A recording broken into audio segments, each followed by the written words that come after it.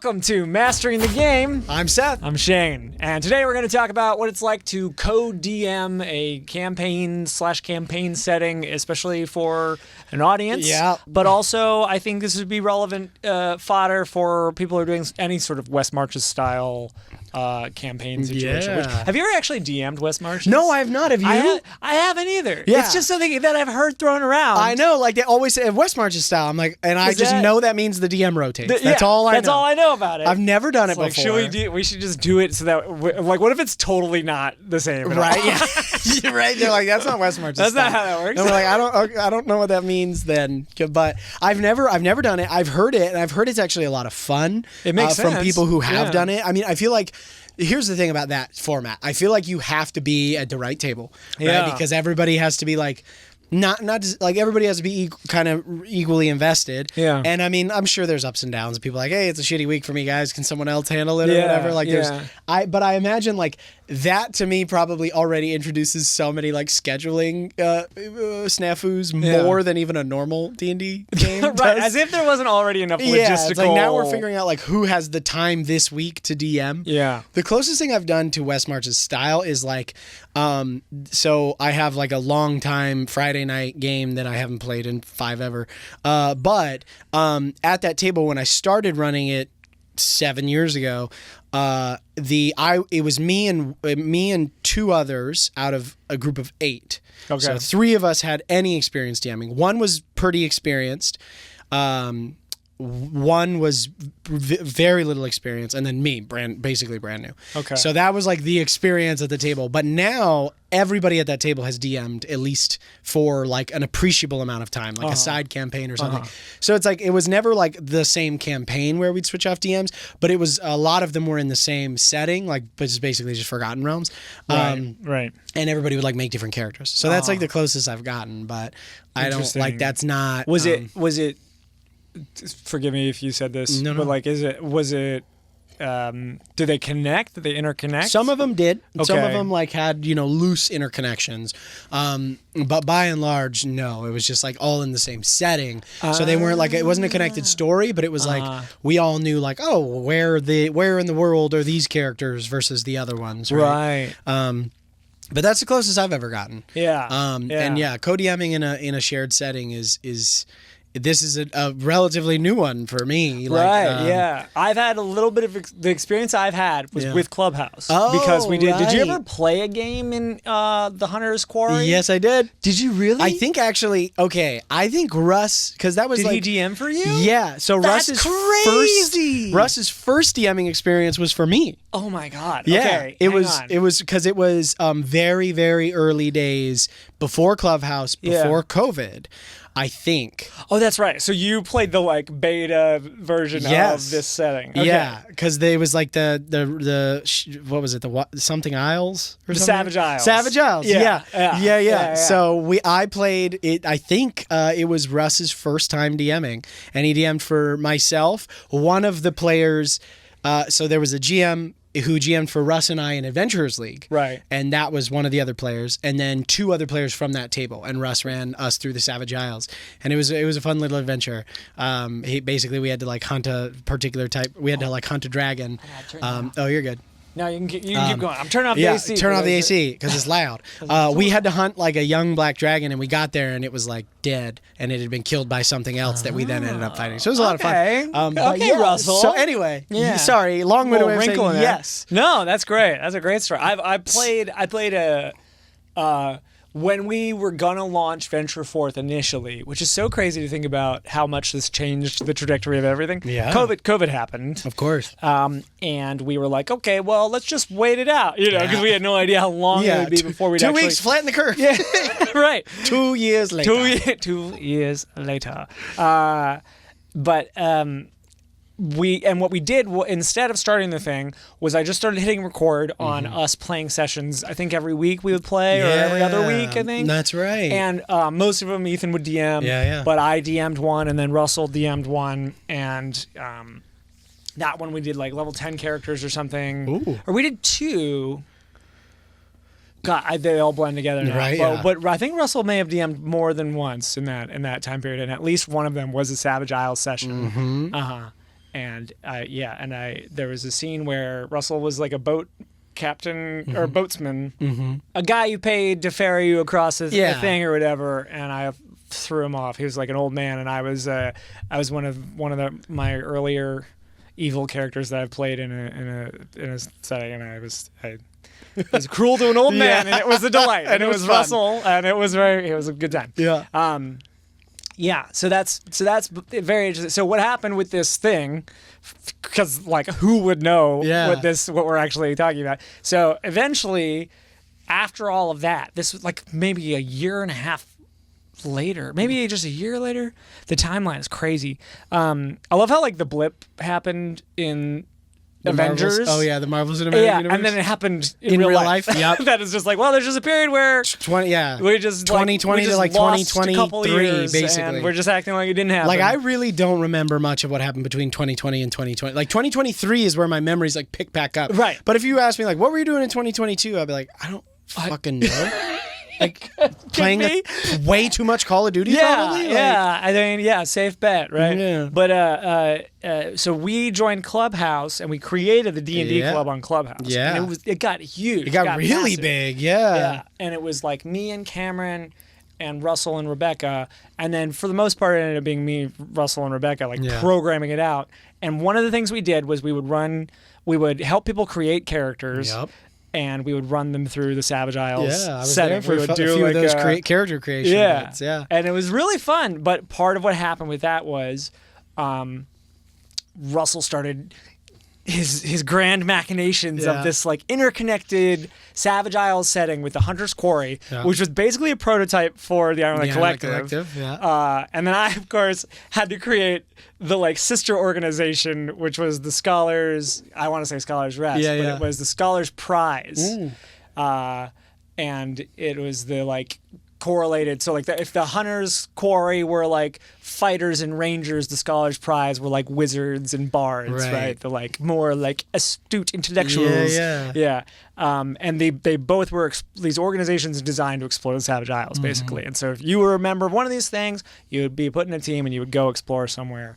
And then we did have a pretty big roster of DMs who were running stuff in this setting. It was pretty elaborate. And part of, like, literally this was my job that Russell gave to me, which is so funny because it's basically what I do now in our setting. Which he was like, I feel like I have a really good, like, overworld setup, but, like, can you add, like, a dark underbelly to it? And so I still have in my, like, wiki that I use for everything I write for Venture Forth, I still have an archive of everything I wrote for the Savage Isles. So like I might someday repurpose some of that stuff to like come back in some way. I don't, There are plenty of areas in Varestra now where that could slot in. Where like I'm like. I think I said this in the epilogue. I was like, there's a lot of stuff there. I'm like, I know vaguely what's here and I know vaguely what's here, but there's a lot of big swaths of it. I'm like, it could be anything I want it to be, right? It's good to leave yourself some room. And that's, that's kind of the beauty of like co-DMing, right? And the opportunity that you get when you do have like a setting that you develop and that you build, and then, you get this opportunity to have other brains and other creative minds kind of sink their teeth into it, which again like was evidenced so well in KTU, right, where we got this opportunity to like for Shane, of course, to step in as the GM and I got to play, which is a rare treat for me. But and just getting the opportunity to be like, okay, here's the only thing I've conceived of, right? Like this is it, right? And here's some loose cosmological, rules that exist in Elbor that you can't mess with at least until after the campaign, so that we can both figure out how the things change, where shit's gonna land. So I was like, here's some relatively loose cosmological rules. And then it's like, that's the sandbox, right? Right. And then you get all this beautiful color, like, Boworth Island and the whole idea of like the way that gods ascend in Elbor and the symbolism of it and like all the history of the gods of Malice. And and of course introducing friggin' Man, this might be a good time because we have a scene we gotta watch. We do, right? yeah. I was wondering about that. Yeah. So we'll go ahead and play. Yeah. I'd love to revisit it. Yeah, we can get into it because you blew my fucking mind. This is one of our most popular clips. I think. I think it might be the most. At least on YouTube, it's one of the ones that has played. Because there's like three super popular clips. There's this one. There's this one. There's There was the one. It was the interaction between old Flynn and Zarel, but this one is fucking man. All right, it's such a joy. What a fun. Speaking of like the last episode, we talked about cashing in. I feel like KTU 1 through 4 is just me cashing in over and over and over again. No, it was awesome though. But the thing is like it set so many precedents, right? That I then got to because I got to cash in on some of this, right? Like the whole symbolism of the way that the gods ceded their power to the AOR was set up in KTU, right? Like I got that, right? I got to cash in on that and like the other side of it. That just sounds nice.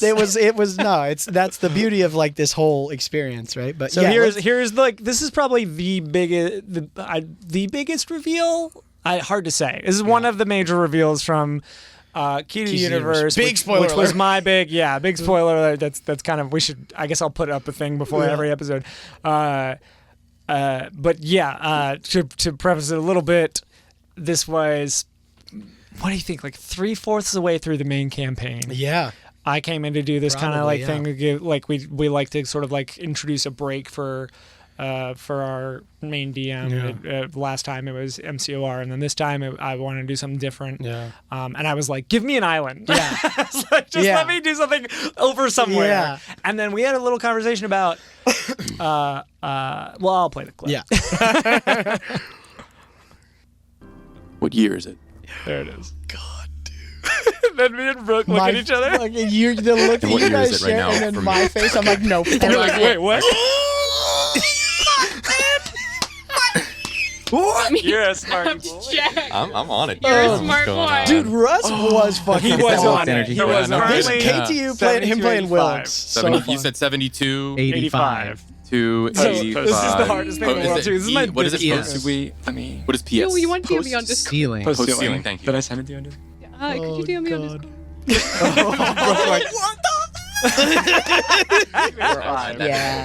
Yeah. So amazing. And then I feel like It's okay. It's fine. It's fine. I know how old I am.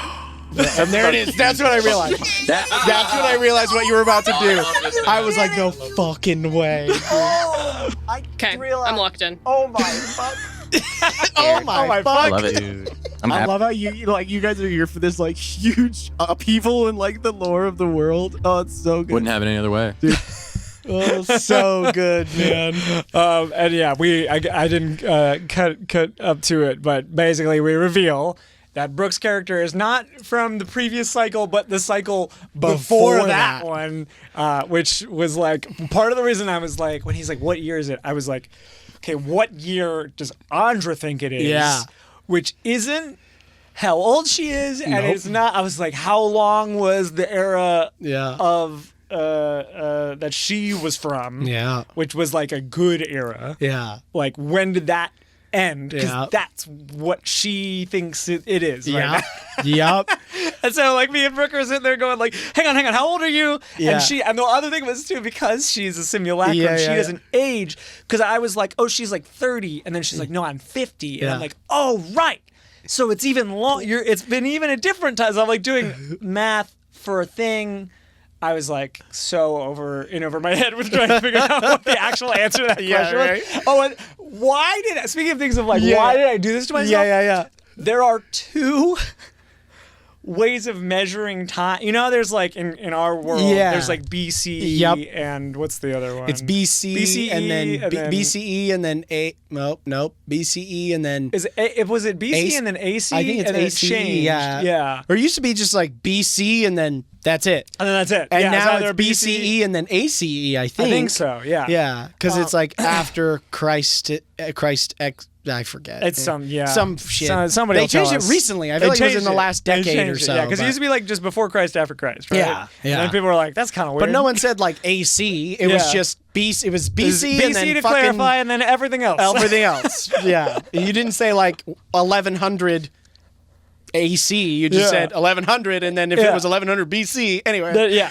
But so in Andra's time, there is a disagreement among scholars because there's a whole situation where the gods renewed their oaths and like their vows, kind of like it became like a thing, and so it's called once renewed is the like most people agree on that timeline, but there are a subsect of people who are like, that's not real. This is when the world really started, because I was like, that's fun, because you know, and part of what I was trying to do was create a world where it made sense for the gods of malice to like happen, right? Because it's like it's a mostly good world, but the gods aren't perfect. They're messing up because somewhere along the line, people like Andre are gonna come along and be like, I can do this better. Yes. And so they can't be perfect gods. They have to be kind of like fumbling, and then I was just like, what if people disagreed on that? And so I was like, hang on. What year is it in your mind? So that's a fun. Well, it was such a wild thing. ride, right? So like you said, it's like, I mean, so in our last episode, we talked about how, you know, when I inherited Elbor from Ethan, he was like, this has happened. He literally, I think, was like, this has happened millions of times. And I was like, nope, too much. I'm overwhelmed. So I was like, I set a finite number on it, and I sent you the this is probably a pretty big like lore spoiler, so I don't want to say, but I sent you because I was like Shane needs to know strokes. Shane needs to know this is how many rough iterations there's been. So like realizing that she was I was like, that's me losing my shit. Because as soon as you were like, wait, what year is it? And like Seth was like, oh, so she's just like from the past, right, and like some point in so the current gradually age. Putting it together, and then the moment where I go, oh my God, is when I realized like, oh, she's from a previous cycle, like she is thousands of years behind us, and I was just like, no. And it was so then like all the pieces clicked in my head, which again, like, how wonderful though, right? Fun, to sit at the table and be that blown away by a choice, and one that had such, again, like just significant impacts for like everything that came after it, right? Like you did so much, like, again, I was just like I knew this one and this one. It's like I literally knew like, you know, X, Y, and Z, but there was a big space in the middle where I was like, that's for me later. That's for you later. And so like, that's for you later, like literally became much sooner than I anticipated. Totally. Which was so freaking cool though. And all the design that you did and all the like fleshing out of everything, man, like, and now it's like, cool. That's now like this a huge untapped well. Right. That like, and it just immediately, it's like, okay, we just created this whole new dynamic in the world where like this, right, the KTU is like literally one of the most significant archaeological finds ever in the history of Elbor. Like the events of KTU are world staggeringly important. And that's freaking great, because now it's like, all right, campaign 2, like we get to decide like, okay, it's been this many years since like the KTU crew has done what they've done. What happens? Like what goes on now? Where's Boworth? What's happening over there?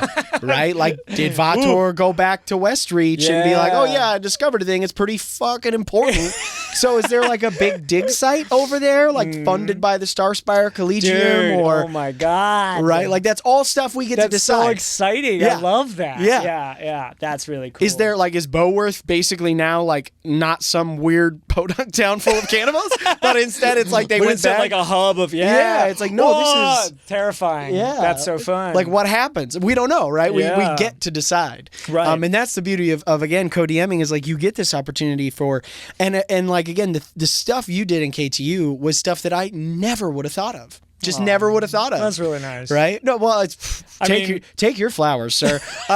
Because thank you. I mean, Shane and I have talked about this, right? Like, I think it's interesting because from a desires perspective, we both have we're both very similar in the way that we want the game to go for our players. Yeah. The depth at which we both care. Right. Which is I think that's such a fundamental. Yeah. That's such a fundamental reason that it works. Yes. Because we both care very deeply about the game, about the world, and about each other and like where we get to express our creative freedoms and like how we approach that partnership. Again, right? It's like both of us we talked about this last episode, but it's like when you're co-DMing, if it's going to work really well, it feels like there has to be both like an honoring and a surrender, right? From totally. When you inherit it, you're like, hey, I want to honor what you've done. Yeah. But then from the person handing it off, there has to be kind of a surrender of like, hey, whatever you do, I trust you, I'm going to roll with it. Yeah, and I'm going to roll with it, and we're going to figure it out if we have to post, right? Yeah, if by some accident it's not quite what worked, then like we'll figure it out. Yeah. And we are both capable enough and like again care about each other enough and this enough that it's like we can make just about anything work, right? Yeah. So like we'll figure it out, and that's I think what's really important about like co-DMing. If you're sharing that, if you're sharing the flexibility, If you're sharing the chair, you kind of have to be there. There's an implicit social contract there, right? That if both sides honor, I think it's one of the more magical collaborations that I've ever been a part of, right? Totally. Like I've ever gotten to do because there's, you're able to co-world build with your players, right? Of course, like you go with your players and you're like, hey, this is the area or the corner. This is your corner of the world. Like this is where your character's from and the things that you know, and let's build that out. Yeah. But when you get to co-DM, like that's world-altering shit sometimes. Yeah. Obviously, like, right? And it's just, man, that's like, oh my fuck. Yeah, shit. Right? Like, oh my fuck. I don't know why I said it that way. It's awesome. But I think I was watching a lot of Letterkenny, and he just like Wayne, the main character, he just every once in a while go fuck. And like that just hit I don't know why, but so I was watching a lot at the time, and so it just came out. Oh my fuck! But man, fucking just a delight to be that surprised and to be able to just sit there and like take it all in and just be like, oh my god.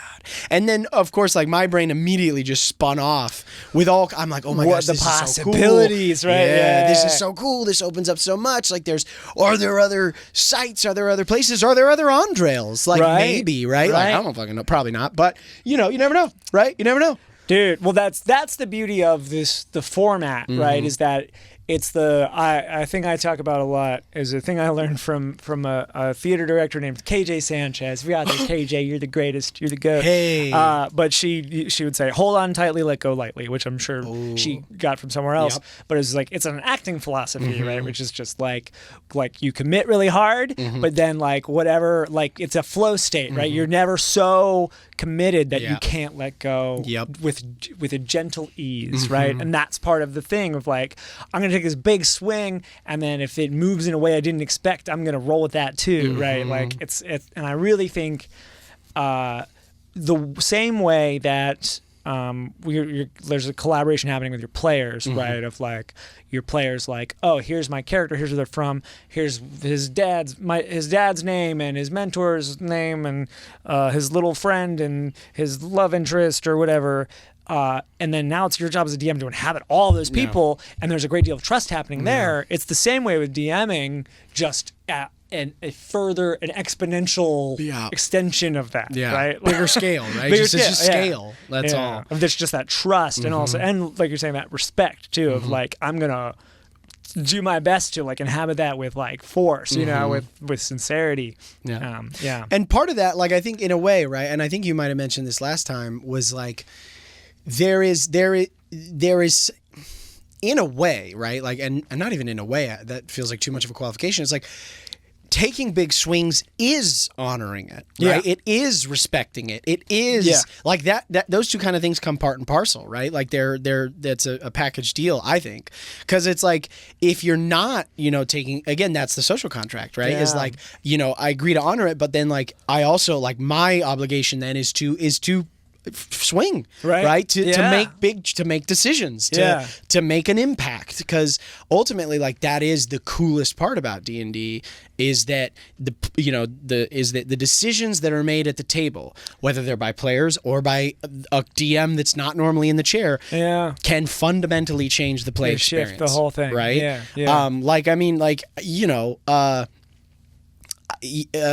Even now, right? I'm like, cool, like, there are differences between Elbor and, the world that existed with it. They, and I'm very curious, like, wow, what's it going to look like, in 3 campaigns or 4 campaigns? Totally, like, because of the decisions that get made. To think about, super stimulating. And like, what happened, like, I always think about Artifice. Like, Artifice and the class and like the whole thing of it is an interesting thing in D&D. Like, some people are like, don't want it in my games.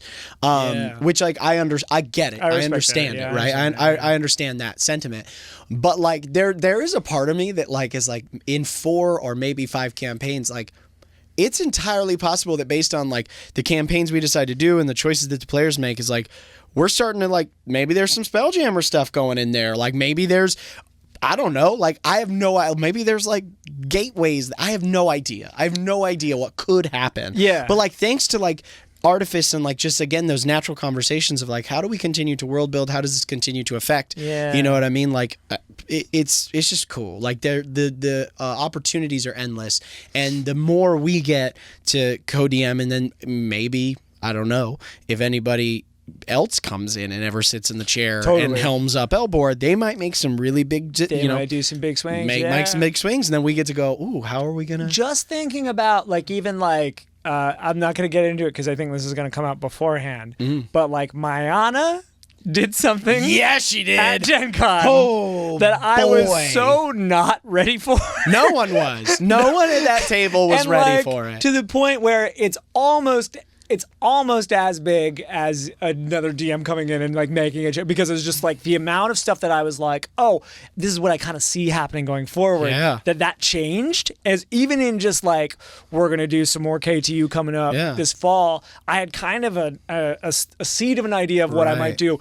That has changed substantially. Yeah. So it's just like, so many things can just like, boom, and it's always with excitement that happens, right? Because you're just like, okay, I had an idea and I'm throwing it out the window because this one's so much more exciting. And like, what disservice would I be doing to everybody if I was like attached to my like my fifis about like my previous idea, right? Yeah, we talked.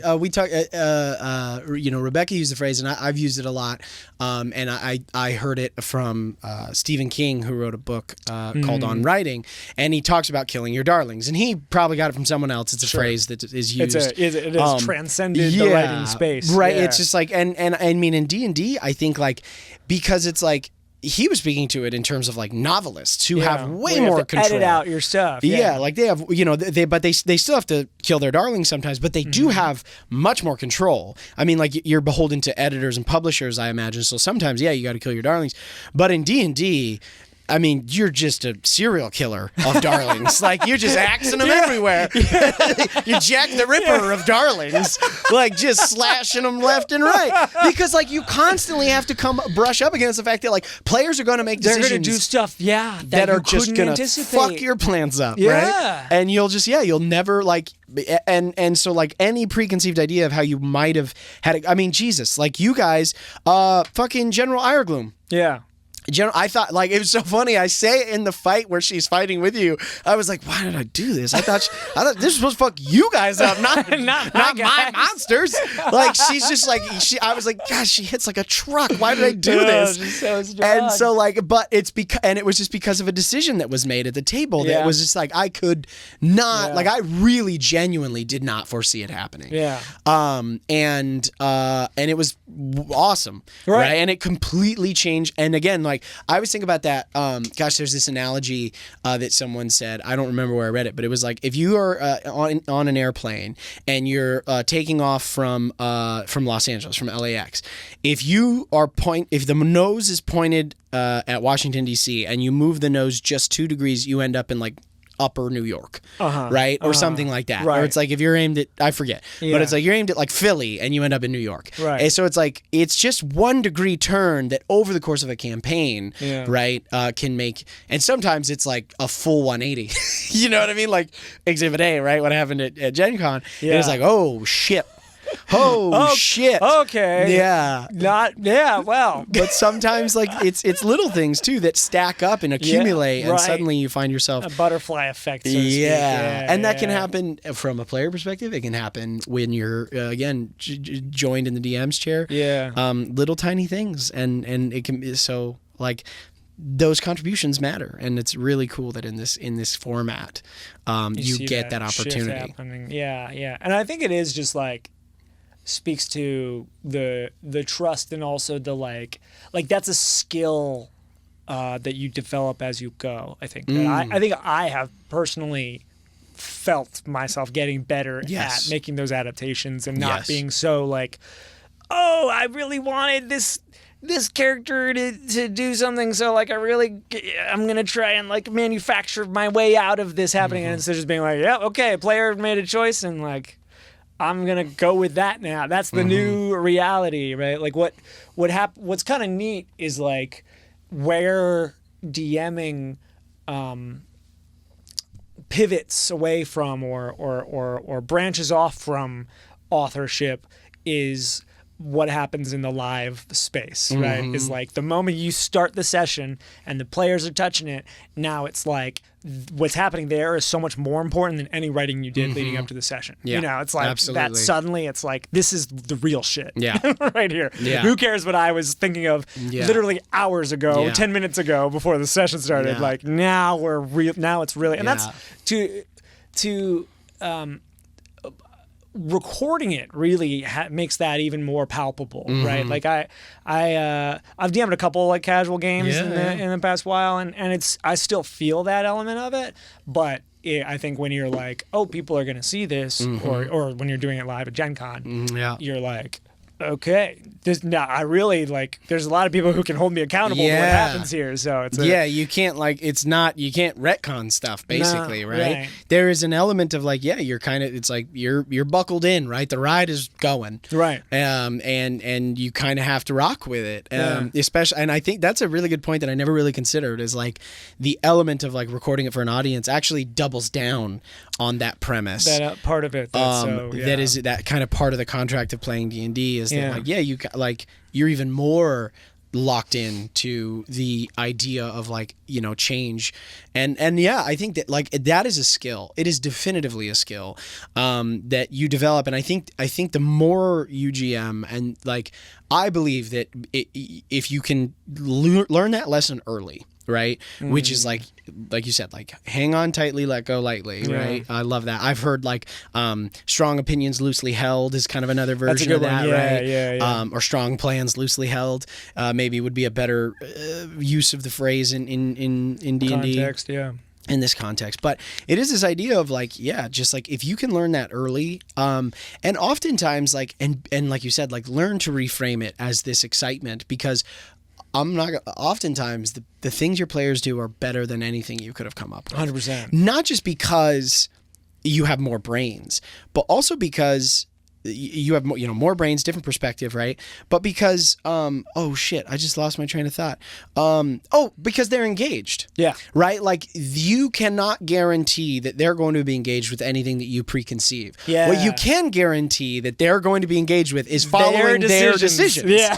Right? Because they're like, I'm fucking in it now. I'm here. And so like if you lean into it, like when you lean away from that, you can end up with this disconnect. Yeah. Whereas like if you lean in with your players and you go, oh, that's the impulse. Okay. And now like you're rather than like holding them back at the cliff's edge going, no, I didn't want you to jump yet. Yeah, right. You're like, all right, we're going to jump and we're going to jump. Figure it out on the way down. I hadn't thought of what's at the bottom of this, but we're going to find out together. And that's the best part about being a DM is like maybe there were rocks down there, but now that we're jumping off the cliff, you can, it's like, oh, it's a river. Yeah. Or there's like whatever. Or a gateway to the astral sea. Yeah. Right. Like you can kind of adjust that that. And I mean, not to say that you should like that's a whole discussion, right? Of like future episode. Yeah, of like you don't want to plot armor, your PCs, right? It's like if you jump off the cliff and I told you there were rocks at the bottom, now there's fucking rocks at the bottom. So like that's a consequence. Yeah. Versus like this opportunity that you have when your players follow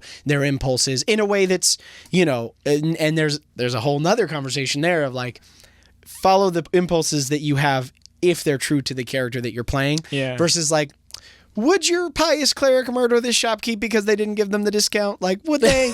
Come on, man. Like, which is a note to players. Like, Yeah. There's a whole... Play it as your character would, not how you would. Yeah. That's, again, a whole conversation.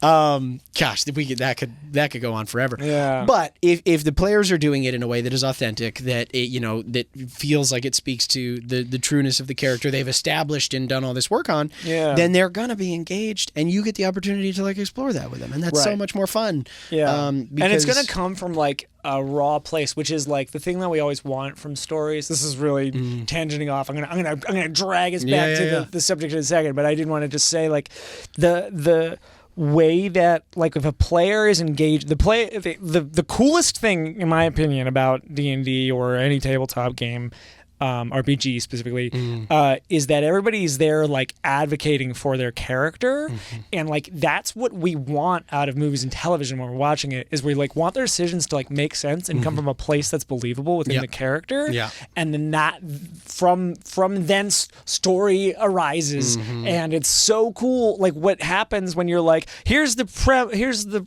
premise, and I have a bunch of like ideas about what you guys might do, but like I don't necessarily know as well. I probably don't know as well as the advocate for them at the table, and then they're going to do something that's like inspired by everything else that's come before up to this moment, and now like we're really having this like authentic moment, which is so hard to write. Yes, like that absolutely. Authenticity is so hard to write. Yeah, and I just think that is so freaking cool. It really is, and that's why like acting, right, as a craft is so much more difficult than I think a lot of people who are really good at it make it look easy. Yeah. Right? And it's because they've spent usually a lot of time, effort, energy in getting good at it, and getting good at inhabiting characters and getting good at thinking like characters would think. And then all of that work and all of that craft is able to be, they're able to slip in really easily. Yeah. And so you get that authenticity in a written scenario, but like I do genuinely feel that like I think part of the explosion of this genre that has happened over the last several like decade or so, right? Like the reason for why what I feel like we do resonates is because like people are craving that in a way. And if you sit in it and you're coming with that experience and that frame of mind, and doing all of our rules is listened, and you've built this kind of trust at the table, you end up with these moments that like you just, again, like you couldn't write, right? Like I mean, there's so many scenes in this first campaign that like, when I tell you, like, it was fucking in real time, doing it as it happened, no preconceived idea of what was going to be said. Like, Olma and Griff, never thought, I didn't even know if it would happen. Right. Didn't even know if she was going to figure it out. Didn't even know if Rebecca would, like, go there. Choose to go, like, because I think maybe Rebecca had, like, a vague idea, but, like, I didn't, like... That was not a heavy-handed thing, I don't think, anyway. I had to put it together. And so, that's right. Because you were you were in real time. Yeah. I was like, shit. Yeah, like that scene, like like sometimes, like I will write out certain things that get said by certain characters to have like a jumping point, right? Like a spring pad. Yeah. Never a word of that exchange was written down. Crazy. Not a single fucking phrase. Not a single word. That's wild to me too. Like that's like very impressive to me, because like that's a really salient like plot hook, character background kind of thing. Yeah. And for you to just be like, maybe it'll happen, maybe it won't, is kind of wild to me. Well, and I mean, kind of right. Like I one thing that threw me that I never like in that exchange actually like in real time. Was when I, as Griff said, I found them, like the glass statues. And then Olma said, and you left them there. Yeah. And I, and I was like, oh my God, I didn't think about that really. But I was like, I had spent a lot of time thinking about who Griff was, and it just it was like, of course. Of course he left them there because it was his, like, it was otherwise they're gone. They're gone. They're dust, right? And there's nowhere for him to go, no connection for him to seek. And so he was like, it was a place for me to go and see her. Yeah. And like, because there were no grave markers. And it was like, and I, again, never thought about it. In the moment, I almost was like, oh shit. Yeah. But then it just came so organically because Olma had, again, like having an amazing scene partner always helps, right? Yeah. The authenticity of that raw, So pain real. of a child. Like, why would you leave them there like that? Horrible. Right? But then also, like, the reaction of a very real, very hurt man. Yeah. Right? There were, so many moments like that throughout. I mean, everything that happened between Kellic and his mother, not scripted. Like, I never thought about what she might say or how it might go, but it was just so fucking good because you had done all this work, right? And I kind of knew who Kellic was, and you had done all the work of like laying the groundwork for who she was, right? And I was like, ooh, this is a very interesting, very complex person, that has a lot of varied motivations. Anyway, I'm getting off track. You're good. In terms of those things, the co-DMing situation, because that was all basically to say that's how much you have to be ready to like throw out the window when. Oh jeez, I really got off track. Yeah, sorry. No, you're good. That's the format. Yeah, right. That's what we're here doing. We're pursuing our chatting. impulse. That's right. Was there any? I guess like something I want to speak to without having like a question at the top of the dome is just like how much with KTU I was trying to create something that would have, like you said, with the it's a huge discovery. But I was like, I knew currently we had the main campaign going, and I did not want in any way to compromise the importance of that. And that's the continuous. This is a challenge that maybe other DMs will relate to if they're doing the co-DMing kind of situation. It's like I wanted to create something that was important enough to have a story about it, right? Like because that's the classic script writing advice is like, why today is like why does your movie start here, right? And so for D&D it's like, why does the story start where it starts? It's like, well, because it's a day like unlike any other, right? Something new is happening, something important. So I was like, it has to be like pretty consequential. I had all these kind of like fun ideas with regard to the cycle and stuff like that I wanted to do, but I was like, it can't be so important that the agents of repair, what they're doing is not important. Is it somehow like takes away from them, but it has to be important enough that these characters matter and that what they do will have significance. So it's this like kind of like fun. It's fun. Like we were talking about like constraints making the storytelling better. It's like really pretty tight constraints. Yeah.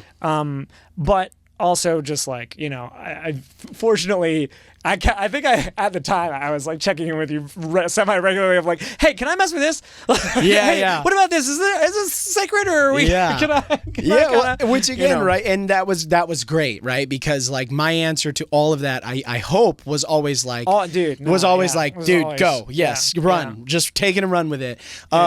Because like, and I mean, I have to give you the credit you so well deserve because that is a really fucking difficult line to walk. It's tough.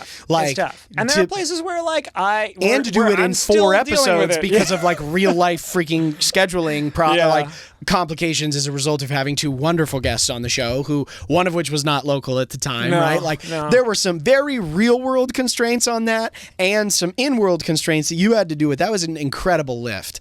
So like KTU is masterfully done, and it is tied for watches with our first campaign. Like with the first episode of KTU has as many or more watches, I think, than the first episode of the main campaign. That's wild. That is for a good fucking reason, because it's masterfully done, and it is some of the best. I mean, the best D&D I've ever played for sure. Some of the best I've ever seen. I'm very proud of it. Yeah, you should be. I'm excited to do more, but it comes with that kind of like pressure of like, God, how do I follow it up? Yeah, right. Oh, like, that's always before there. It was like, okay, well, I just wanted to be better than my City of Ruins, and it's like, okay, well, we did that. Yeah. That's a real fucking thing to think about, right? It's just even I try to remind myself sometimes, because it's like even on a campaign like episode to episode basis, like holy shit, like how do I follow up that episode, right? Oh When my some God. episodes are so good. Totally. And I try to remind myself, I'm like, well, nobody bats 1,000. Right? No, like I cannot hit no. home runs all the time. We can't hit home runs all the time. There's 100%, ebbs and 100%. flows and lulls and some episodes where not a whole lot happens. But the interesting thing about that, and I'll get back on track. No, you're the good. interesting thing about that is that there is a different element that appeals to everybody. Someone in our Discord recently sent a message to us that their favorite episode of D&D that they've ever seen in any show ever was in the show, and I forget the exact episode. 134? Yeah. I think so. And I think so. and I'm like, that's a bottle episode. Yeah. It all takes place in the Scholar's Rest in Stillgate. It is all in a bar. Yeah. It's just pure character dynamics and relationships. Yeah. There's nothing that really happens. No fights. It's all just happens in a bar. And I'm like, that's insane. Right. Like, and it's their favorite piece of media in this genre they've ever consumed. Yeah. So it's like, okay, there's something for everybody and everything, right? Which is a whole nother thing. So don't be worried. You're going to do great. And I know that. But, oh gosh. So yeah, that's an incredibly difficult line to walk. Like you threaded that needle masterfully. And Thanks, I man. mean, because it did, like it had very real consequences to the broader world. Yeah. Right. And we get to explore those not just in the main campaign and campaign 2, but also in KTU as it moves forward. Yeah. But yeah, I mean that I think is it's so interesting the way that so many things in D&D boil down to the quality of your communication, right? It's everything. Whenever it's like, you know, we'll do these kind of Q&A sessions every so often, and a lot of times people are like, you know, what's your advice for this? What's your advice for such and such thing? And it's like, talk about it. Talk about it. Be honest about your like needs and your worries, and continue to talk about it even after the fact, right? And it's like, it is hard to do, especially when you're like doing something that is like involves like 6 to 8 to 10 people, you know, especially if we add more people to the cast for any of these things, like it's going to expand. So there's more people with more needs and more challenges to communicate and more scheduling difficulties. But then you're also adding in the intensity of the thing, which is what we're talking about, where it's like, in order to respect it, you got to swing hard. So it's like, if I swing hard, like out of like, this is what I'm thinking, and like, especially in the live thing where like I don't have a chance to double check it with you necessarily. You know? I'm like, we'll talk about it after, but like in the moment, like it's happening. Like the thing is happening. Like it just becomes even more important to continue to have those conversations. And when you have those conversations on the front end, because like we have, and you know, that's also part of what like, you know, safety tools and stop record and all those different things that we have and that most tables hopefully have exist for is if you ever do find yourself in a moment at the table where it's like, okay, but also like transparently, like we do a good job of it, but it's hard. Like that is a hard process to like practice. In the moment, and it takes practice and it takes constant communication, because you have to reaffirm in the front and in the back. They're like, hey, it's okay. Like, hey, it's okay, because you have to give people that permission, that space, that freedom to know that they are going to be safe if they pull the ripcord, right? If they ever do. We've never really had to, I don't think. No, like never, it's never like a moment of like high intensity. Yeah. It's like after the fact, we'll do like a check. Yeah. But like usually, and that's something that like we are doing as performers, right? Yes. Whereas like a home game, you know, you have a little more liberty, hopefully, to be able to be like, hey, just real quick. But there is an element of it where you're like, for me personally, sometimes something's happening where I'm like, I don't know how I feel about it, but I'm like, I want to let it play out because like it's cool. It's something interesting is happening, you know. I think like my easiest example of that is like, I mean, this is a whole other thing, but I may as well say it because I've already started the sentence. Gotta finish now. But like the Zami Gazari stuff. Yeah, that was intense. I like kind of lost my mind. Kellic lost his mind in that moment because it was just like such an affront to Kellic's whole thing. And in the aftermath, like I've checked in with Ronnie probably 3 or 4 times about like, man, I really hope I wasn't like stepping on your moment for that. And he was like, no, that's Seeker. Like Kellic was like representing Seeker's internal battle, right? Like that they were kind of the yin and yang to each other in that moment. But there's those moments you can let ride out, and then you you do want to be able to beat them up afterward with each other, with the trust that you'll come back to it. You'll be like, okay, well, maybe that wasn't a perfect thing that happened, right? And how can we make sure it's as kind an interaction as possible and as sensitive an exchange, I guess. Yeah, and like to that exact point, right? Like that requires this kind of constant check-in. And there's always, like, one thing I think that's always important is, like, there's always going to be minor amounts of friction, right? Yeah. Like, always, because nothing ever goes perfect, right? No, like, and the thing is you have 7 different versions of what perfect might look like in that moment, because you have, right, all these different people at the table, right? Which, like, and for the record, no, you did not. So like that's so I appreciate it. like, you're fine. Yeah. But the to that point, right? Like, I remember we did have that, like, conversation afterwards of, like, oh, okay, like, how do we feel about that? Like, where are we all feeling? And so, like, you end up with this, and that's just, again, it just goes back to this idea that it is an ongoing process. It never stops. It just never stops. You will never arrive. Yeah. You will never arrive at a point where, like, everything is good and we don't require to. We don't have to check in anymore. We have stars and wishes after every session. We have pre-game check-ins and every session, every recording time.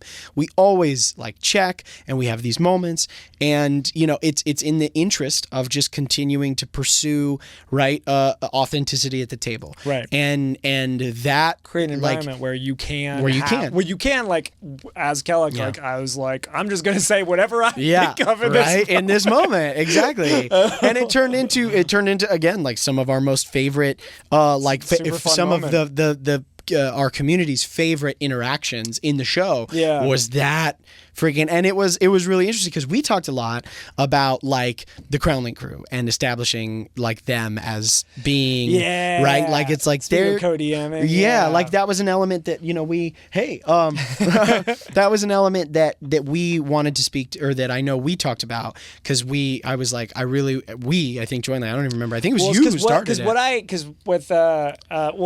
We'll get to you in 1 second, Rebecca. You guys could talk forever. I know. Let me finish this point. But there is no chance for me to pop in. Like, literally, there's no chance. You're right. We got to set a timer. That's okay. Yeah, we're gonna. I think we'll include this in the edit because it's hilarious. Okay. Right. You guys can talk forever. Yes, we could. Yes, we could. But just to button this point up, because I think it brings the whole thing into a full circle, which is nice. Is I felt some ownership of the Crownlink crew because of my City of Ruins. Yeah.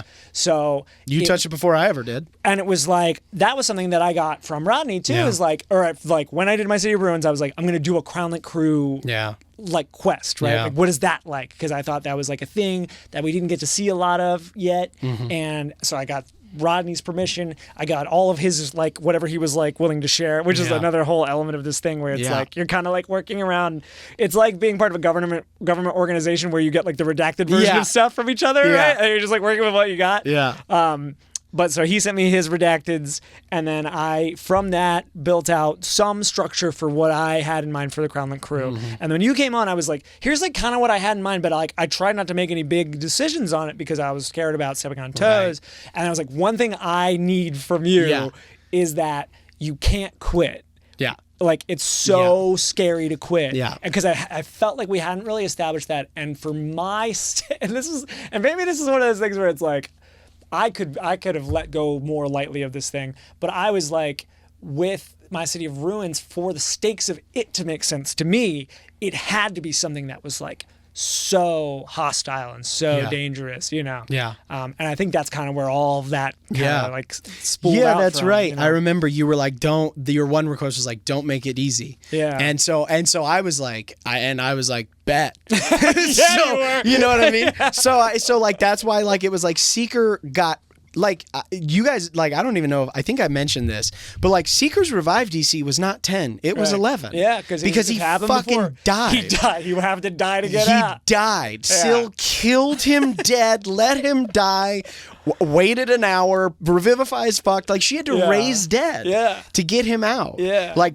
people saw his body. Yeah. And then she had to prove it. She called in some favors, and then she was like, you can never come back. Right. And then him coming back was confirmation of a betrayal, and then that's why Syl paid the price she the did. price, And Zami yeah. was like, this is an example that has to be made now Right. because it can't be easy. Right. And so that's what I think before that session, I was like, I'm going to hurt you guys and I'm very sorry because I knew it was going to be rough. Yeah. But that's all the context I gave you. But I don't even think I told you guys. I think I told Rodney. I was like, Rodney, Yeah. this is going to hurt a lot. He was like, bring it on. And he was like, I trust you. I was like, Yeah. okay.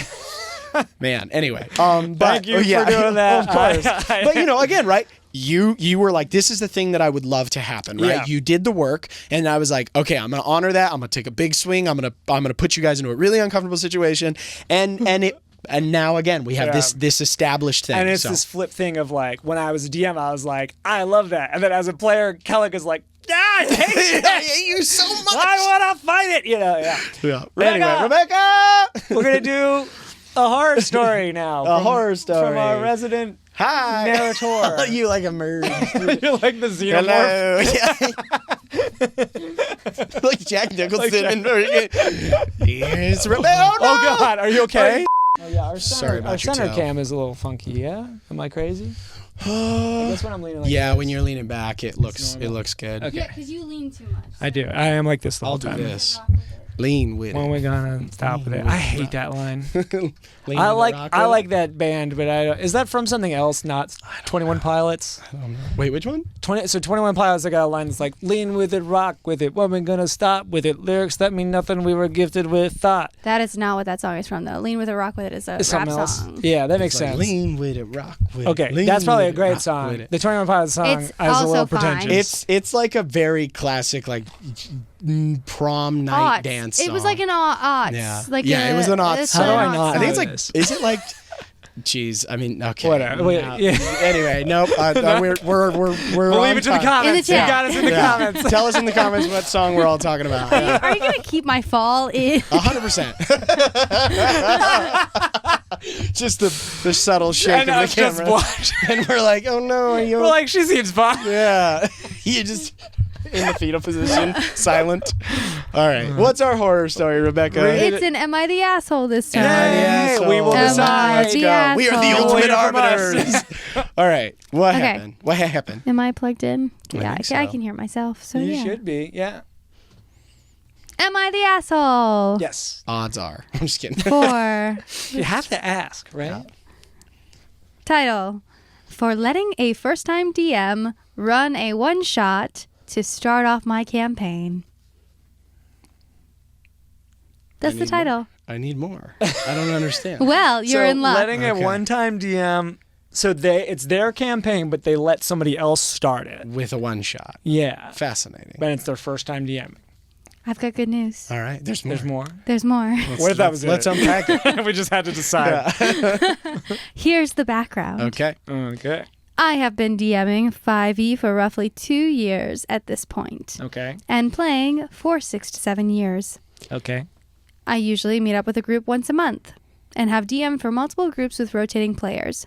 Most of us are dads / work full time, so getting together once a month can be difficult sometimes, but we all love the game. I really enjoy the creative outlet D&D provides and have put a lot of effort into a homebrew world that is pretty open and has a lot of options for players. I've been railroaded multiple times and try to avoid that as much as possible. Wanting to be a good friend, wanting to get a good friend into D&D, but he's never played before but has played Baldur's Gate 3, ... The rest of the group has been playing together for 6 to 7 years with multiple DMs campaigns. We've never finished one, and my goal is to finally do that with them.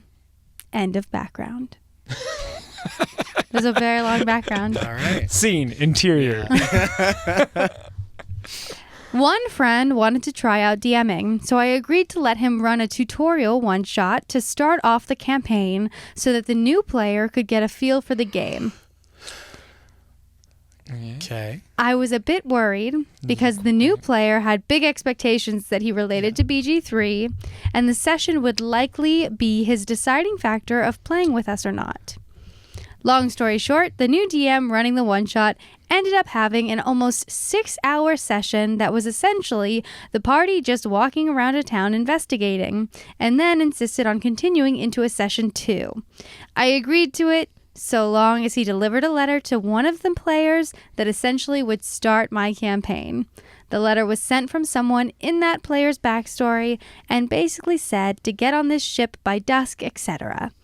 The new DM didn't give him the letter until almost 6 hours into session 2. I reluctantly began my session when everyone was pretty much ready to go home in real life. Looking back, I wish I wouldn't have started and just ended the session there. I ran it for about 45 minutes before getting the party to a long rest. We met again after 3 months of not playing this weekend. I'm thinking about just restarting this campaign in another area, not on the ship, because I'm really frustrated with the last sessions. For context, I have 6 starting areas and scenarios that I put up for a vote for the group originally, and they all wanted to start on the ship.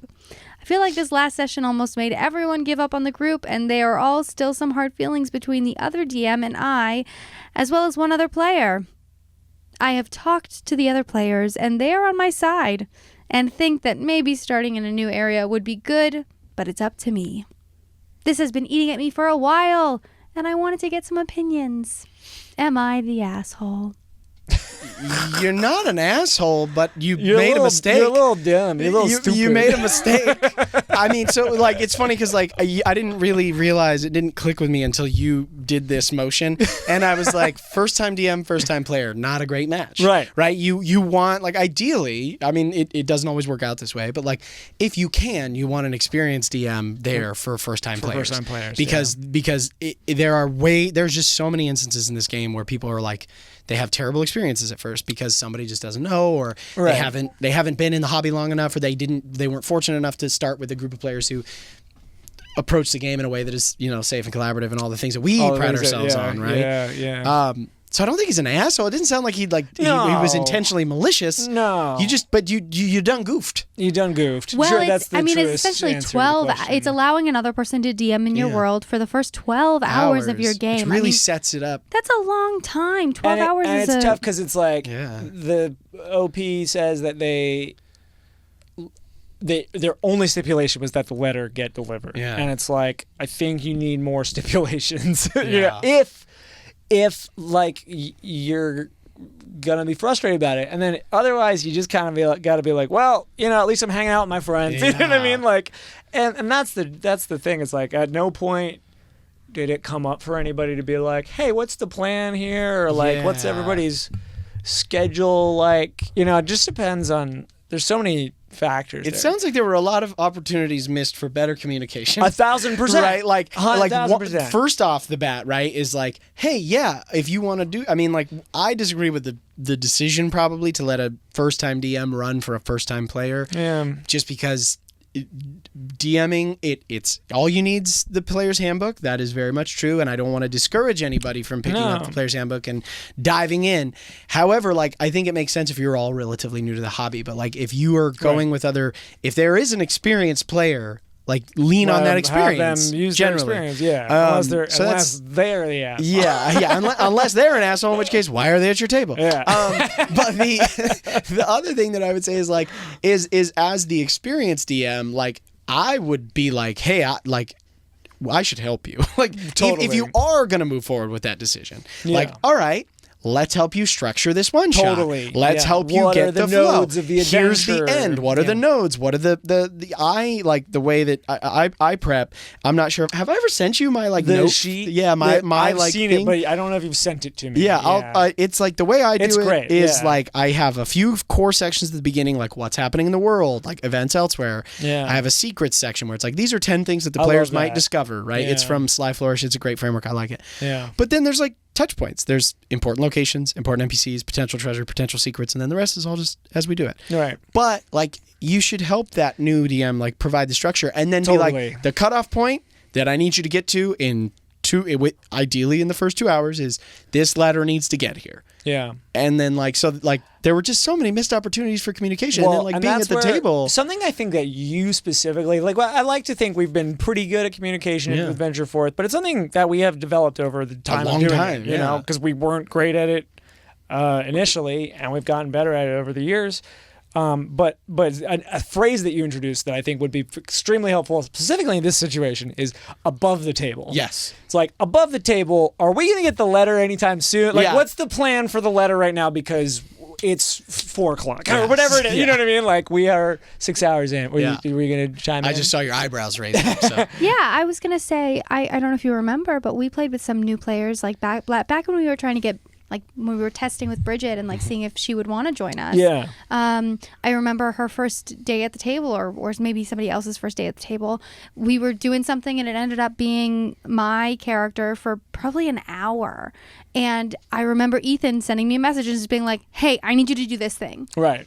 And it was to like, just move it along. It was like, you got to do this. Like, I'm sorry, you're gonna. And so that's essentially above table. Like, you need to be able to, as the DM, to be able to say, "Hey, we have to get here." Yeah. And like we're trying to make this a good experience for everybody. Right. So I need you to just like. So our new player is struggling a little bit with like pulling the lever in this thing. Yeah. So like, can you kind of like move it along a little bit so that we can get to in a time that feels good for everybody. Yeah. But yeah, lots of it all like, so yeah, to put a button on it, not an asshole. Definitely goofed, missed opportunities for communication. And then right now, I don't know how current this story is. It could be long since resolved. Probably. But now is another big opportunity for, again, communication. Like, hey, this happened. I just want to clear the air, set the tone. How are we feeling? Are we comfortable continuing to move on? Do we want to reset? Just start the campaign over. I'll pick it up. I think that those are all now, again, new opportunities for further communication to clear the air and figure out what you guys want to do. Because if it's a good group, I mean, it's worth trying to salvage, right? Like, it's always worth trying to salvage a good group. If it's not a fun group, then fuck it, go find another one. Right. No, I love when I say in the thing is like, think about starting up in a new area. Like, my first thought is like they move out of town. Yeah. I know they meant like in game, but my first thought was like in real life. Yeah, they were like, all right, about just starting over in Arizona. Right, everybody, we're all gonna sell our houses and move to wherever. But I agree. I think like having that conversation to just set expectations and be like, okay, I can see how, like taking some ownership of like maybe I gave you too much. Or with the initial thing, or I wasn't clear enough on what my expectations were for the setup of the thing, and so on and so forth. Yeah. I do think like that's where maybe providing those redacted documents can be more helpful, right? Is just being like, here's maybe too much information for you to just like know what to expect. Yeah, I don't know. I always err. I mean, I'm a fan of more generally as much context as I can possibly provide you, even maybe if it risks a little bit of spoilers for like, especially in the co-DMing situation. Like, there were certain things that I kind of by necessity had to, in some ways, spoil a little bit, not completely, but I had to give you maybe not even spoil, but like give you more insight than an ordinary player might have, because again, that's just the nature of it. So anyway, likewise, with that player, it'd be like, hey, you're gonna know more about the starting area because you should. So anyway. Exactly. So missed opportunity for communication, and as with most of these things, it seems like communication is almost always the answer. Every once in a while, hey, fuck you, let's never talk again, is the answer. Every once in a while, I've read some where I'm like, this is unsalvageable. That's just a shit person. You just gotta go. Don't waste your time, man. Yeah, cut the cord and off we go. Yeah. But with this one, sounds like could be avoided, could be salvaged. Yeah. Just sounds like everybody meant well. Yeah, meant well. Right. I think so. Even the 6 hours, I don't know, like maybe they were just super overwhelmed with what they were doing and just like out of their depth. Yeah. Because I think longer sessions aren't necessarily always the sign that there's been too much prepared. It's actually more a sign of the alternative, right? Which is that just trying to get to get to the end that they had in mind. But the players have another thing going on. Or that the players, if it was an investigation, they couldn't figure it out. Mm-hmm. Dude. Yeah. That's a whole other thing, but like give your players the answer at some point. Yes. Like they got to be able to find it out. If they're floundering too much, like you gotta do it. I cannot stand when I'm playing and the DM is like a little look of satisfaction that we haven't cracked the code yet, and it's been an hour of us trying to figure out the answer. Yeah. And I'm like, this doesn't mean you're smarter than us. This means that you're not communicating. Not well designed. Yeah. If it takes this long. Okay, puzzle boy. Yeah. Hey, that is a valid opinion. I will corroborate that. If they're floundering too much, you probably didn't give them the information they need. You don't need to be God of War 5 where they give you the answer before you even start the puzzle. Yeah. But right. But you need something. Yeah. After an hour, give it to them. Just tell them. Just have it happen. All right. Well, we've solved everything Yeah. in D&D, I think. I think we figured it out. We can quit now. This is second episode. We're done. We're done. No This is more. clearly the But yeah, if you have a horror story of some kind or a quandary as to your own level of assholeness, we can make an evaluation on that. And send it to ventureforthdnd@gmail.com and we will maybe feature it in a future episode of Mastering the Game. With Seth and Shane. I almost said Shane, and I was like, no, I fucking rhyme up. With that, and Rebecca. And our beautiful host, Rebecca. The illustrious. And totally fine. And not having broken her knees or toes. Okay. We'll see you next time. Goodbye, nerds. Bye, nerds.